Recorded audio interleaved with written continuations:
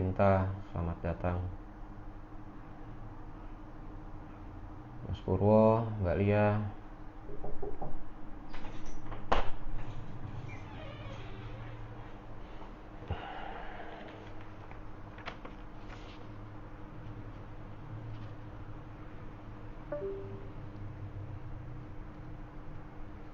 Mbak Ratna, selamat siang.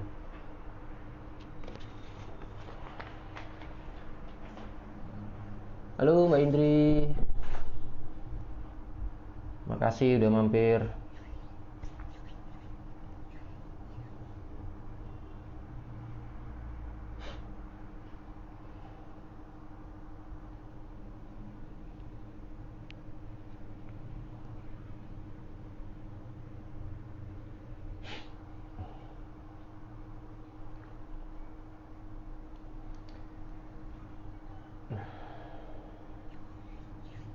Siang Mas Restu.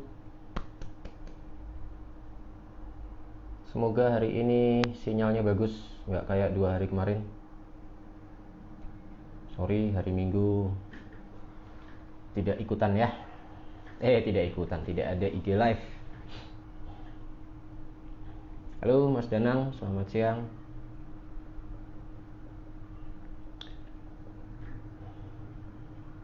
Oke deh ya, membiasakan on time aja deh. Jadi hari ini setelah tadi malam sempat sharing juga sama Mas Restu, banyak ilmu dari Mas Restu. Akhirnya selamat siang Mas Danang. Hari ini saya mau membahas basic lagi waktu saya pribadi menjadi seorang sales ya. Dan kenapa saya kesangan basic, karena memang dasar awal waktu saya jadi sales di beberapa perusahaan, produk apapun ini selalu saya pakai dan coba saya terapkan ke tim saya saat ini. Jadi saya awali dengan wassalamualaikum warahmatullahi wabarakatuh. Selamat siang, sehat selalu untuk kita semua, dan semoga kita selalu diberikan kemudahan dalam meraih rezeki. Siang ini saya akan berbagi pengalaman lagi tentang awal saya menjadi marketing sampai saat ini yang selalu tetap saya pakai, yaitu ada 4 poin penting. Selamat siang Mas Agus, Mbak Susi. 4 poin penting untuk mengawali seseorang menjadi seorang marketing. Oh ya, salam satu hati. Terima kasih Mas Danang sudah diingatkan.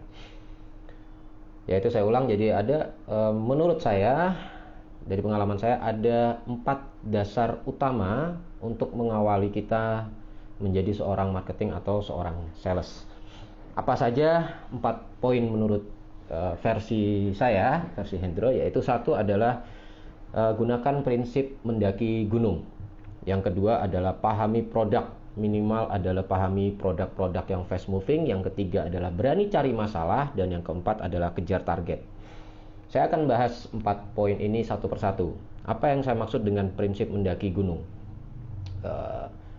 Prinsip mendaki gunung saya artikan begini, bahwa kalau kita menjadi seorang sales, kita pasti akan menghadapi tantangan bagaikan kita mendaki sebuah gunung.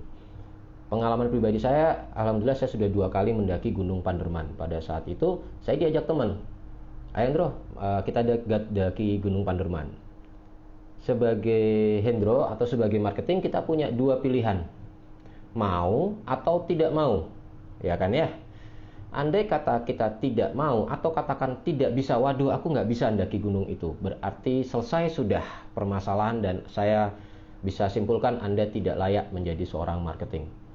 Tetapi kalau Anda mengatakan, oke, bisa, ayo kita panjat. Harapannya adalah pada saat kita mendaki gunung itu ada proses yang kita lakukan, ada belajarnya, ada usahanya. Saya sendiri mengalami waktu itu, waktu mendaki gunung itu pertama kali, saya belajar banyak. Oh, harus irit air minum, oh harus irit tenaga, caranya tidak gerusa-gerusu. Oh, saya akan menemui kendala bahwa Gunung Panderman itu tidak ada space untuk istirahatnya, dia mendaki terus, sehingga saya harus berhati-hati. Nah, sama dengan menjadi seorang marketing, kita harus katakan, ya oke, saya bisa. Sehingga kita akan mencoba dan melakukannya. Masalah waktu proses kita melakukan sebagai marketing ada kendala, itu adalah proses. Disitulah kita belajar, disitulah kita bisa mengetahui kelemahan kelebihan kita di mana dan apa sih tipikal-tipikal dari konsumen kita. Sama dengan pada saat kita akan mendaki sebuah gunung, dan pada saat kita sampai di puncak, disitulah kita akan merasakan suatu bentuk kepuasan dan kebahagiaan. Itu poin yang pertama, yaitu awal sebagai kita menjadi seorang marketing, bagaikan kita ingin mendaki gunung. Jadi kita harus yakin dulu, kita katakan bisa, kita lakukan, baru prosesnya bagaimana kita ikuti. Yang kedua adalah pahami produk, minimal produk fast moving. Maksud saya, mau kita bekerja dimanapun, contoh kita di Honda, pahami dulu fast moving kita apa, produk kita apa. Jadi kalau sales baru selalu saya ingatkan bahwa contoh nih, kita di Honda, kita sadari bahwa saat ini fast moving kita adalah di produk Matic. Ya, kita kalau mau jadi sales Honda, pahami dulu produk Matic ini kelebihannya apa, atau produk knowledge-nya seperti apa, sehingga kita tidak lagi hanya memahami harga. Harga nanti dulu, pahami dulu produknya. Karena balik-balik lagi saya pernah sampaikan bahwa konsumen saat ini, selamat siang Mbak Dian, konsumen saat ini sedang mencari sales yang bisa memberikan penjelasan, memberikan edukasi, memberikan informasi yang jelas kenapa konsumen itu harus beli produk Anda, harus memilih Anda, dan ya harus membeli kepada Anda. Jadi ingat lagi, Honda bukan perusahaan yang tidak diketahui orang.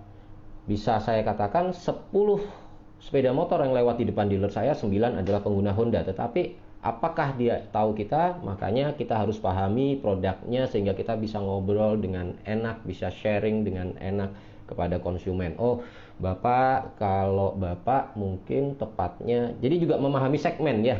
Jangan sampai salah kaprah. Segmennya apa, Bapak cocoknya apa. Misalnya kita ketemu konsumen, oh ya saya pedagang Mas, saya mau jualan sayur, saya mau kasih rombong. Terus saya rencananya mau beli CBR atau ADV misalnya. Oke, no problem, itu pilihan konsumen. Tapi alangkah baiknya kita sebagai sales yang baik, kita harus memberikan pemahaman. Kenapa tidak ngambil ke Revo saja, Pak? Dari segi keiritan bensin, dari segi kemampuan bebannya dan segala macam efisiensi, sehingga Bapak akan lebih mendapatkan untung pada saat Bapak berjualan, tapi tetap menggunakan sepeda motor yang irit, yang nyaman. Seperti itu. Yang ketiga adalah berani cari masalah. Artinya begini, saya selalu mengatakan pada tim saya bahwa kalau anak baru, ayo cepat cari masalah. Cari masalah ini adalah jangan terlalu banyak teori terus, jangan belajar terus, tapi Anda tidak berani berhadapan sama konsumen. Bagaimana kita tahu bahwa kita itu, bagaimana kita mau belajar kalau kita itu tidak berani mencari masalah? Hadapi konsumen, coba temui, berani sebar brosur, berani menjelaskan. Nanti kita akan tahu. Misalnya, selamat siang Mbak April, misalnya ada pertanyaan, Mas kalau motor Beat ini tipenya apa aja? Misalnya kita sebagai marketing baru, lupa kita. Pasti kita akan malu dengan kejadian itu. Di saat itulah kita akan belajar. Dan harapannya hal-hal yang malu tadi, yang tadi kita sok-sok cari masalah, akan kita ingat terus dan kita akan hafal di luar kepala kita. Kenapa? Karena kita tidak mau malu lagi. Wong kita ini jualan Honda, masa tidak tahu produk Honda? Sebelum saya lanjutin, kalau ada pertanyaan boleh diketik aja. Selamat siang Mas Heri. Dan yang keempat adalah ini yang sering saya mungkin sampaikan terutama pada tim saya. Kita jangan salah kaprah. Banyak marketing yang mendaftar dan saya interview, atau kita sebagai sales salah menanamkan target. Maksud saya begini, masih banyak teman-teman yang melamar kerja di sini dan bertanya, Pak, berapa targetnya ya? Saya selalu menjawab, saya kembalikan kepada Anda, berapa target Anda ingin bekerja di sini sebagai marketing.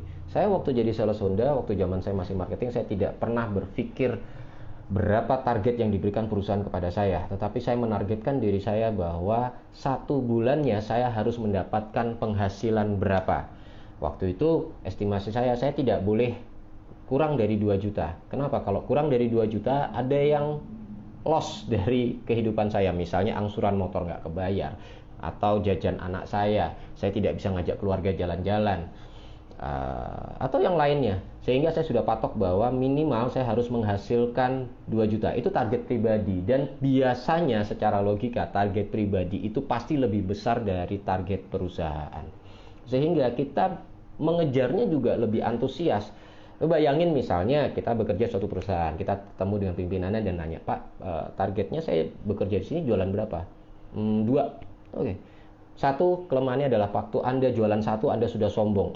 Sudah 50% saya jualan. Tapi pertanyaannya, pada saat Anda jualan 1 atau jualan 2 sekalipun, apakah itu sudah cukup buat hidup kita? Sehingga biasakan bahwa tanamlah di otak kita adalah target pribadi kita, target kebutuhan kita, target pada saat kita hidup sudah berkeluarga itu berapa, target waktu kita masih bujang berapa. Bujang pun pasti punya target, ingin ngajak temennya jalan-jalan atau nonton atau apa gitu kan ya. Jadi sekali lagi target itu adalah target pribadi. Jadi itu tadi 4 poin penting yang menurut saya bahwa halo Mbak Wiwin, salam satu hati, makasih sudah gabung. 4 poin penting modal awal sebagai kita menjadi mengawal kita untuk menjadi seorang marketing, yaitu satu prinsip mendaki gunung, harus kita katakan bisa, harus kita lakukan dulu. Kendala di perjalanan adalah proses kehidupan kita dan kita akan belajar di situ. Yang kedua, pahami produk kita. Ini yang sering salah kaprah, kita memahami harganya tapi kita tidak pernah paham produknya, apa keunggulannya, sehingga kita tidak bisa diskusi, sharing, apalagi menjadi seorang yang bisa memberikan solusi kepada konsumen karena kita tidak paham produknya kita itu apa kelebihannya dan apa yang tepat buat konsumen kita. Yang ketiga adalah ayo berani cari masalah, bahwa dengan mencari masalah harapannya adalah kita bisa belajar dengan cepat. Jangan terus baca terus tapi kita tidak berani maju, tidak berani jalan, tidak berani berhadapan sama konsumen. Tidak ada gunanya. Ini bukan dunia bukan dunia sekolah yang by teori, semua by praktek. Jadi kita harus jalan, kita harus action, kita harus cari kemampuan kita di mana, kendala kita di mana, apa yang harus kita pelajari lagi. Halo, selamat siang Pak Jo. Yang keempat adalah kejar target pribadi, bukan kejar target perusahaan. Ya, sudah tidak zamannya kita kejar target perusahaan. Perusahaan pasti punya target minimal, tapi punya target maksimal. Jadi lebih aman kita targetkan kebutuhan pribadi kita selama hidup. Kita butuh apa, kita punya plan apa. Oh, saya mau nabung tiap bulan sekian dan segala macam, itu menjadi target.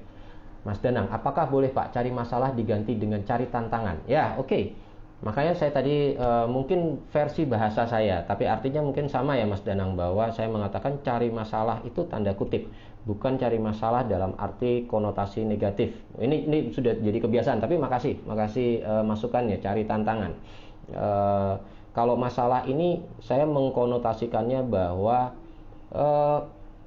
kita berani dong maju dulu, walaupun kita baru tahu, kita baru tahu bahwa contoh satu produk Bit, kita baru tahu bahwa Bit itu menjadi 3 atau 4, ada Bit CBS, CBS ISS, Deluxe sama Bit Street, kita baru tahu itu. Terus kita ragu-ragu, yang lainnya kita baca by teori, cari masalah aja, berani ngadepin konsumen, sebar brosur segala macam.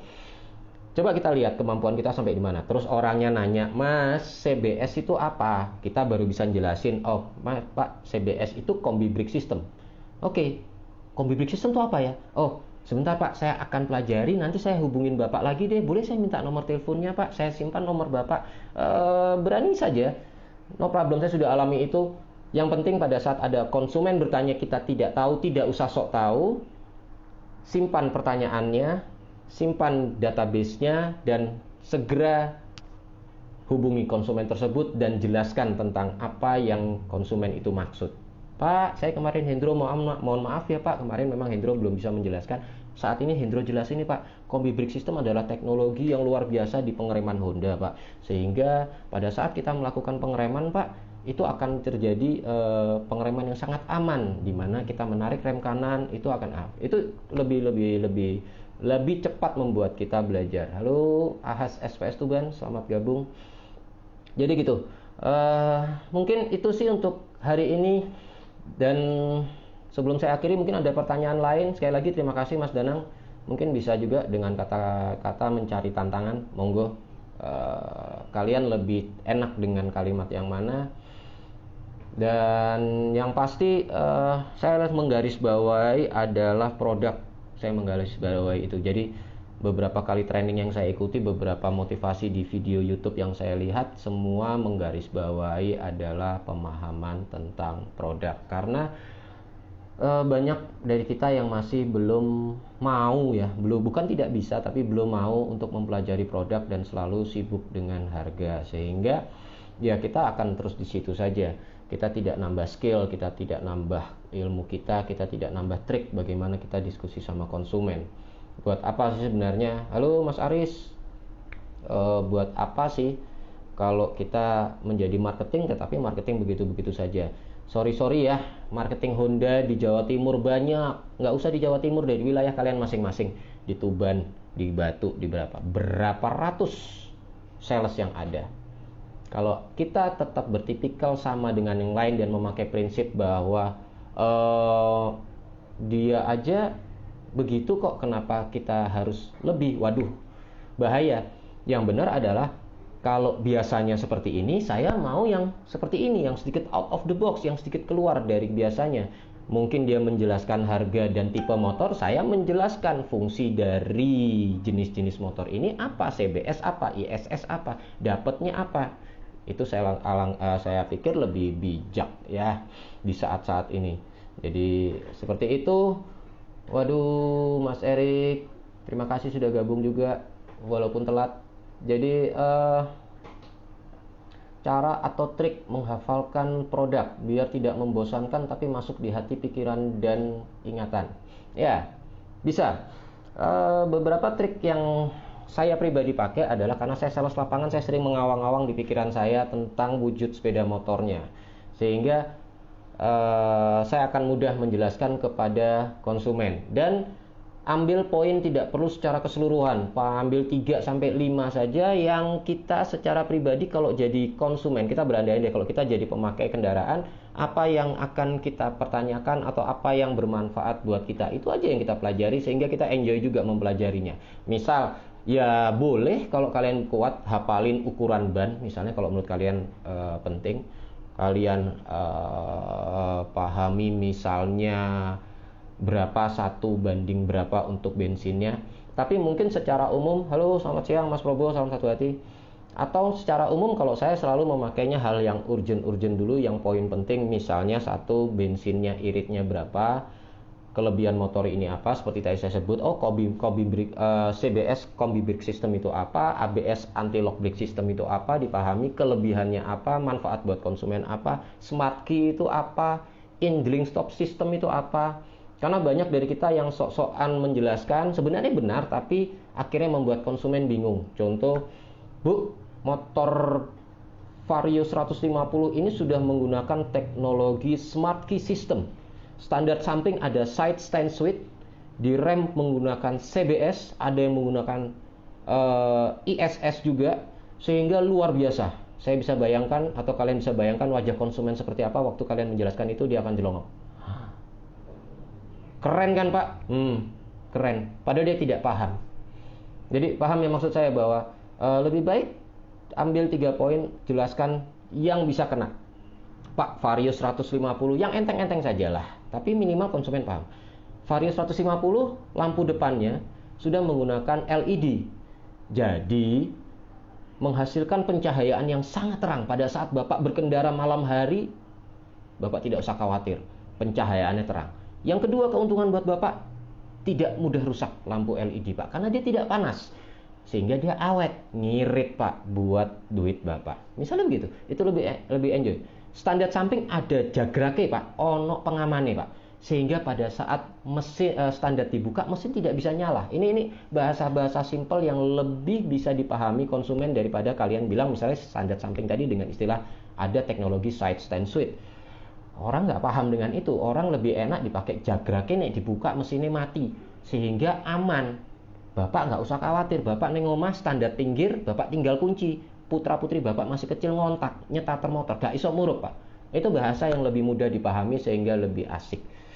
Halo Mas Anton, Selamat datang juga SPS Lamongan Ahas. Halo, selamat datang. Wow, hari ini banyak teman-teman SPS juga yang datang. Semoga bermanfaat buat kita semua. Jadi gitu Pak, zaman now kan orang sales itu yang dikasih brosur. Lalu gimana trik biar brosur kita diterima, nggak asal dibuang di tempat sampah? Oke, gini, saya nggak tahu kalian, ini agak melebar sedikit, sesuaikan dengan bahasa yang dimengerti konsumen. Betul, itu yang maksud saya. Mas Probo sudah mengatakan bahwa gunakan bahasa sesuai dengan gaya style daerah kalian. Kalau ngalaman ya pakai ayas, pakai piye rek. Ngene lho rek, motor iki. Piye sop? Piye sop itu gimana, Bos? Sop. Pertanyaan dari atau yang disampaikan dari Bu Eka Yuliana. Kalau saya lebih baik waktu saya kanvas, saya tidak pernah lupa bawa kartu nama dibandingkan bawa brosur. Oke, ada resiko dari menyebarkan brosur. Sebenarnya saya mau bahas di sesi lain, tapi karena kemarin banyak juga masukan buat saya agak sedikit lama. Oke, saya coba bahas. Saya selalu mengatakan begini, menyebarkan brosur itu lebih baik daripada Anda tidur. Oke. Bagaimana supaya brosur tidak dibuang? Kita tidak bisa menghindari brosur kita dibuang. Nggak mungkin, kecuali di brosurnya ada vouchernya, ada duitnya, mungkin tidak akan dibuang.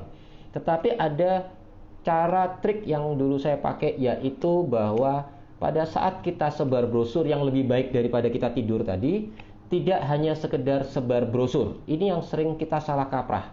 Kalau kita lakukannya adalah sebar brosur, dan kita tidak memilih segmen juga. Contoh kita di pinggir jalan, saya sering dulu lakukan waktu saya zaman sales di Sidoarjo, motor lewat, motornya baru saya sebar brosur, sama motornya Supra yang lama, saya rasa lebih tepat kasih ke konsumen yang motornya Supra lama atau motor yang lama. Tetapi tidak ada salahnya memberikan kepada motor baru. Cuma yang kita sering lupa, pada saat konsumennya mau berhenti dan mau ngobrol, atau waktu kita sebar brosur di perumahan dan kita ketemu sama orang, kalau rumahnya tutupan, oke, kita taruh brosurnya. Tapi kalau ada orangnya, kita serahkan. Ini yang sering kita lupa. Kita tidak mencatat database-nya. Karena pada saat kita sebar brosur, atau bagi brosur, kita hanya bisa berdoa setelah itu. Ya Allah, semoga brosur yang saya sebarkan ada yang menghubungi saya. Tetapi kalau kita sebar brosur dan kita mencatat database-nya atau kartu nama yang kita sebarkan, biasanya beda. Konsumen menerima kartu utama itu akan dimasukkan ke dompet. Biasanya logikanya begitu. Tapi kalau di brosur tidak, dilipat atau dibuang. Nah, lebih aman dan lebih merasa dihargai konsumen pada saat kita menyerahkannya kartu nama. Tapi sekali lagi hati-hati juga, jangan jor-joran juga dengan kartu nama. Kalau kita yakin bahwa anggap orang ini mau beli atau anggap orang ini bisa membantu kita berjualan, ini lebih efektif ya Bu Eka daripada kita sebar brosur. Tapi tadi kalau sebar brosur pastikan database-nya kita catat sehingga kita bisa melakukan follow up kepada orang tersebut dan berharap bahwa kita bisa jualan. Tidak tahu dari orang itu atau dari temannya. Jadi begitu. Semoga bisa dimengerti oleh teman-teman. Mungkin itu. Ada lagi yang mungkin mau di-sharingkan, didiskusikan? Dalam waktu dekat saya akan melakukan live IG-nya duet. Ada 3 narasumber yang saya siapkan dan sudah berkenan. Saat pandemi gini berbagi brosur apakah efektif? Efektif saja, Mas. Namanya usaha. Tapi kalau saya bayangin mungkin sebar brosurnya lebih jaga standar kesehatan. Ini contoh ya. Jangan salah, mungkin kita lihat di TV banyak orang tidak peduli kesannya terhadap kondisi pandemi saat ini. Orang tidak peduli dengan aturan kesehatan. Tapi sudah mulai muncul orang-orang yang sangat care dan peduli terhadap kondisi saat ini. Contoh, Anda sebar brosur dengan tidak memakai masker dan Anda langsung menyebarkan, dan di sebelahnya ada sales yang bermasker, rapi, berdandanan rapi, dan dia sebar brosur. Kalau saya jadi konsumennya, saya milih yang pakai masker. Saya cari aman dulu deh. Saya cari yang saya merasa enjoy dan tidak deg-degan pada saat saya ngobrol. Tapi kalau dia tidak bermasker, pasti akan memensetkan. Karena kita tanpa sadar kita sudah mulai di otak kita tertanamkan bahwa Kita butuh safe, kita butuh aman. Oleh karena itu makanya lihat sendiri kayak contoh di SPS sekarang mulai semua pakai face, pakai masker, dan itu sudah wajib kita jalankan di posisi mengarah ke new normal. Jadi gitu sih Mas Danang, tidak ada yang sia-sia, tidak ada yang tidak tepat pada saat ini, yang penting kita mau melakukan. Kecuali ya tadi di angan-angan. Oke. Ada lagi mungkin? Makasih Mas Danang pertanyaannya. Saya tadi bilang efektif karena saya lihat sudah mulai rame sih aktivitas di jalan juga Mas Danang. Jadi ya Canvas no problem sih. Tetap jos. Saya dulu bertahun-tahun Canvas Mas Danang, dan saya lakukan tiap hari. Saya sering cerita di daerah Sidoarjo ada yang namanya Gading Fajar, saya sama istri itu bisa dicek. Saya setiap hari jam 6 sampai jam 9 saya Canvas di situ. Apakah tiap hari ada hasil? Enggak. Apakah saya jualan gara-gara Canvas itu? Iya. Apakah saya dapat saudara dan teman-teman yang bisa membantu saya jualan gara-gara itu? Iya. Jadi lakukan saja, dan biasakan, mumpung saya ingat, Canvas itu jangan sering berpindah-pindah lokasi. Karena pada saat pindah-pindah lokasi, Anda tidak bisa mengetahui berapa potensi di tempat Canvas itu. Kadang sales juga sering begitu. Hari ini Canvas di sini tidak dapat hasil, terus dia menyimpulkan bahwa tempat itu tidak prospek. Besok didatangi dealer lain atau sales lain, ternyata dia jualan. Kalau datang langsung dapat jualan, itu beruntung. Itu beruntung. Butuh proses yang panjang. Duduk di situ seminggu, lakukan. Mungkin di jadwal, misalnya kita punya lokasi A, B, C. Di A hari Senin Selasa, di B Rabu Kamis, C Jumat Sabtu. Senin balik lagi ke tempat A. Itu lebih efektif daripada kita kanvasnya berpindah-pindah tanpa tanpa plan yang jelas. Hari ini di sini, besok di sana, besok suka-suka mau kemana. Nah, nanti orang juga bingung. Tapi kalau kita stay terus, berharap orang akan apal bahwa oh, Mas Danang ini selalu kalau hari Senin ada di sini. Oh, kalau hari Selasa ada di sini. Itu lebih keren. Mbak Susi, keren Pak, betul, berpikir positif ya Pak. Intinya apa yang dilakukan nggak ada yang sia-sia. Yap. Giveaway. Giveaway aja. Gampang Danang, nanti kita siapin hadiah buat teman-teman yang selalu rajin mengikuti IG live saya. Yap. Di situ terus nanti orang kenal baru muncul hasil. Betul. Kalau zaman saya sales dulu ada istilahnya di MPM adalah PKK, pameran keliling kampung. 1 bulan kita di satu kampung dan kita hidup di situ, kita tidur di situ, dan harapannya adalah orang kampung itu hanya ingat sama dealer kita. Gitu deh buat hari ini. Makasih buat semua yang sudah hadir. Saya nggak tahu Mbak Indri, Mbak Wiwin sama Mas Probo masih ada nggak? Terima kasih selalu support saya buat melakukan ini, dan juga teman-teman semua terima kasih, dan terima kasih terus kalian juga selalu bersedia berbagi ilmu kepada saya. Kita lanjut besok. Yang baru gabung tidak sempat ikutin depannya bisa lihat di IGTV saya, di Facebook saya Hendro Wicaksono, di YouTube saya di Hendro Wicaksono SPS ya. Itu aja, terima kasih. Selamat siang, tetap semangat. Masih katanya Mbak Wiwin. Oke Mbak Wiwin, makasih banyak selalu support. Jadi sekali lagi pantau terus IG live saya, IGTV saya, atau Facebook atau YouTube saya. Semua saya posting. Dan sekali lagi tetap jaga kesehatan, tetap semangat di masa pandemi, terus berusaha. Yang penting usaha dulu, nanti insya Allah hasil akan mengikuti kok ya. Gitu. Oke, semangat terus Mas Heri. Salam satu hati. Wassalamualaikum warahmatullahi wabarakatuh. Selamat siang. Jangan lupa seperti biasa selalu pakai masker.